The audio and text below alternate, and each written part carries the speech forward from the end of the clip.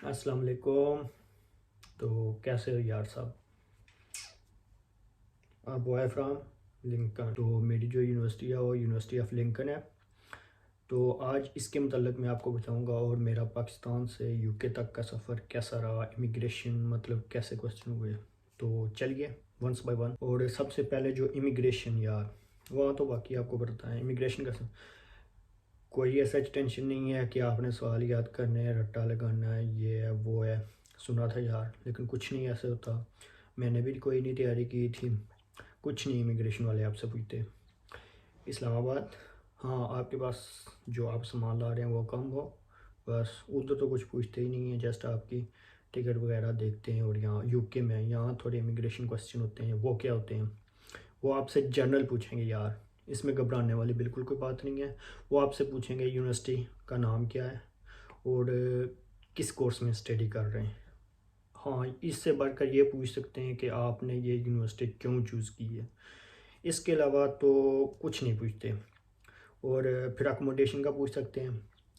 तो उसका लिए ये है कि आप उसके लिए कह दें कि मैं अभी किसी रिलेटिव के पास रह रहा हूँ, तो 2-3 दिन तक मैं यूनिवर्सिटी जाऊँगा। उसमें ऐसा कुछ नहीं है, वो आपसे बिल्कुल कोई नहीं पूछते, इतना ज़्यादा तंग नहीं करते। बस ये तो जनरल क्वेश्चन है, ये तो ज़ाहिर है पूछते ही हैं वो।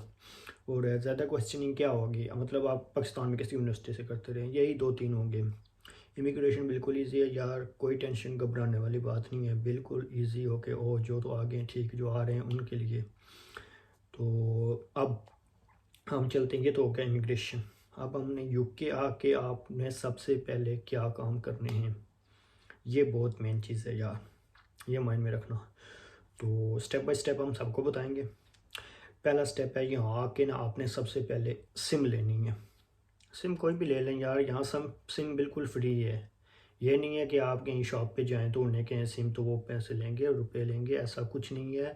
रुपए बिल्कुल नहीं आपने देने हैं, आपने सिम लेनी है, ख़रीदनी है, फ्री है। उसमें जो बैलेंस आप टॉप अप करवाएंगे, यहाँ से टॉप अप कहते हैं, हम तो उधर लोड कहते हैं यार। यहाँ टॉप अप करवाएंगे ना, वो उसका ज़ाहिर है वो पैकेज होता है, वो मंथली होता है, वो आप पे है, वो जितने का आप करवाएंगे उतने पौंड लगेंगे।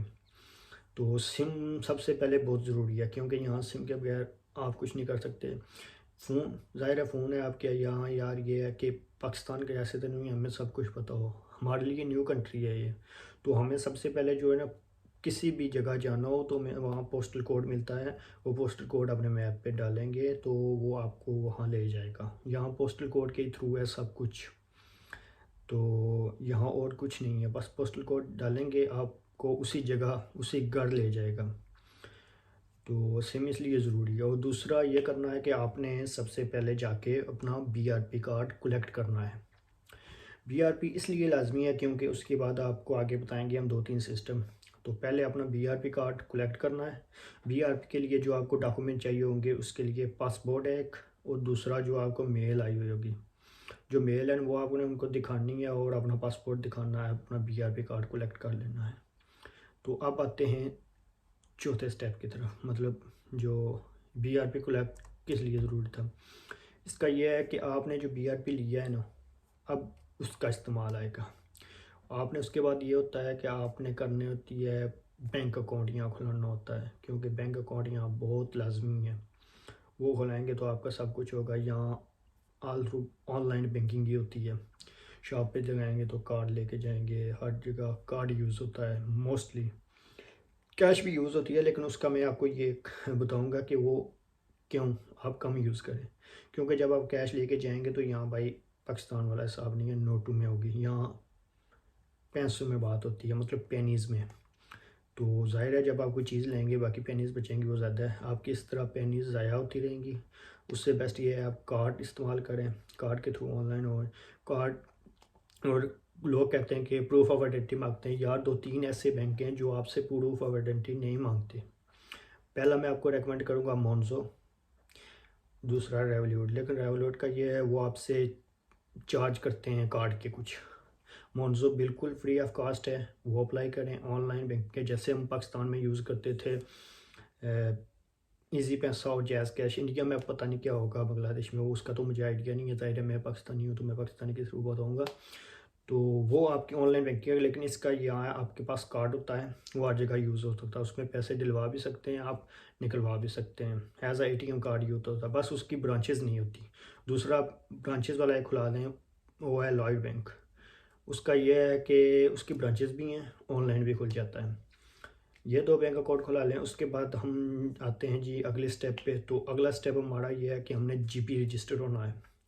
GP रजिस्टर मतलब डॉक्टर के पास जो हम पे करके आते हैं ना उधर से इंश्योरेंस फीस, वो उसका यही फ़ायदा है कि आपने सबसे पहले डॉक्टर के पास रजिस्टर होना है, क्योंकि यहाँ अपॉइंटमेंट वगैरह कुछ नहीं मिलती। मेरे कज़न लोगों ने बताया है कि अपॉइंटमेंट का यहाँ इतना लंबा चक्कर है, आपको मंथ के बाद मिलेगी, लेकिन फिर भी हमने पे किए होते हैं तो लिहाजा GP रजिस्टर लाजमी होना होता है, क्योंकि उसके बगैर अगर जब भी आप वो चेक कराने को वो डॉक्टर चेक करेंगे कि आप किस डॉक्टर के पास रजिस्टर्ड हैं, उसके अलावा आप चेक नहीं करा सकते GP रजिस्टर।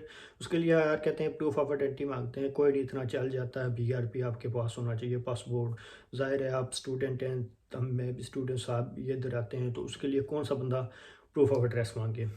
तो उसके बाद आती है जी आपने यूनिवर्सिटी जाना है, जो भी यूनिवर्सिटी है उसमें। हमारी तो भाई लिंकन है, लिंकन के हैं, बहुत से स्टूडेंट आए हैं, वेलकम यार सभी जो भी आए हैं। तो उसमें सबसे पहले आपने ये करना है कि अपनी इनरोलमेंट क्लियर करनी है। इनरोलमेंट ऑनलाइन है, लिंकन की तो ऑनलाइन है, बाकी का मुझे नहीं पता, आइडिया नहीं है इतना। लिंकन की तो ऑनलाइन है, बाकी का इतना मुझे आइडिया नहीं है। तो उसका वो आपको बिल्कुल यार इजी स्टेप है। आपने जो ईमेल मिली होती है ना, उसको आपने लॉगिन करना है उसमें गेटवे के थ्रू, और उसमें आपका पोर्टल खुलेगा, उस पर आपने इनरोलमेंट क्लियर करनी है। क्योंकि जब तक आप इनरोलमेंट क्लियर नहीं करेंगे आपको स्टूडेंट आईडी नहीं मिलेगी, आपकी अटेंडेंस नहीं होगी, आपका टाइम टेबल श्योर नहीं होगा। तो ये सब चीज़ें तब होंगी जब आपको इनरोलमेंट कंप्लीट होगी, और आपको ये हुडी भी नहीं मिलेगी जब तक आपकी इनरोलमेंट कंप्लीट नहीं होगी। तो इनरोलमेंट सबसे पहले कंप्लीट करनी है, 50% फ़ीस क्लियर करें। उसके साथ जो वो टास्क होते हैं गेटवे में, माई टास्क ओपन करके उसके सब स्टेप फॉलो करने हैं। उसमें आपका फ़ोटो भी मांगेगा, पासपोर्ट की पिक्चर लगानी है, जो इधर वीज़े की वो लगानी है। पहले पेज की लगाते हैं कुछ, लेकिन वो रिजेक्ट कर देते हैं, वीज़े की लगानी है। तो उसके बाद आपकी इनरोलमेंट होगी, ये करना है। ये करेंगे आपको स्टूडेंट आईडी मिलेगी, आपका टाइम टेबल ओपन होगा, इनरोलमेंट होगी, मतलब यूनिवर्सिटी को पता चलेगा कि बंदा हमारी यूनिवर्सिटी में आया है। या और अटेंडेंस लगानी है वो चलें बात का है, लेकिन इनरोलमेंट जितनी जल्दी हो सके वो कंप्लीट करें। तो बाकी आगे अब जॉब का है यार। बहुत से लोग ये कह रहे थे कि जॉब लिंकन में जॉब मिलती है या नहीं, और इसके करीब कौन कौन से सिटी लगते हैं, बड़े सिटी। लिंकन के साथ बड़े सिटी में जो लगते हैं वो है शेफील्ड और नोटिंगम। लिंकन खुद भी यार इतना छोटा सिटी नहीं है, काफ़ी बड़ा सिटी है अब, लेकिन वहाँ एक है कि वहाँ जो ज़्यादा कम्युनिटी है ना वो ब्रिटिश है, मतलब हो रहे हैं। तो उसके लिए ये है कि वो आपको जॉब मिल सकती है, NI अप्लाई करना पड़ेगा। NI मस्ट अप्लाई करें जॉब के लिए, NI बहुत लाजमी है। आप जैसे ही UK हैं तो अपना NI नंबर अप्लाई करें, वो करेंगे तो आपको 20 आवर की जो जॉब है ना वो भी मिलेगी। क्योंकि यहाँ जॉब पे जब आप जाएंगे ना तो वो कहते हैं कि अपना NI नंबर चेक कराएं। ज़ाहिर है वो प्रूफ मांगते हैं कि इसके पास जॉब की है परमिशन वगैरह या नहीं। तो NI नंबर लाजमी अप्लाई करना है सबसे पहले आके यूनिवर्सिटी इधर UK में। तो जॉब उधर भी यार मिल जाती है, साथ नोटिगम में भी काफ़ी हैं, लेकिन जॉब ढूंढनी पड़ती है, मिल जाती है, थोड़ा टाइम लगता है, लेकिन हो जाता है। लिंकन में भी हो जाता है, लेकिन ये है कि आपको 20 आवर से ऊपर नहीं मिल सकेगी, मुश्किल है बहुत, क्योंकि वहाँ जो कम्युनिटी है ना वो ज़्यादा है ब्रिटिश। तो ये इशू हो सकता है। बाकी आएँ, मोस्ट वेलकम। और अगर किसी का कोई क्वेश्चन हो तो प्लीज़ कमेंट में लाजमी बताएं। आपका भाई हाज़िर है।